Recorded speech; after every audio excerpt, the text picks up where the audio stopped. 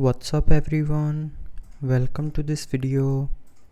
In this video I will show you how to factory reset your Redmi 13 5G. So first of all, open settings. Now in settings, scroll down. Here tap on about phone. Now scroll down and tap on factory reset, and then tap on erase all data. Now here enter your lock screen pin, password or pattern. So after entering the correct pin, password or pattern, it will reset your phone back to factory default, and everything from your phone will be deleted, including contacts, photos, videos, apps, accounts.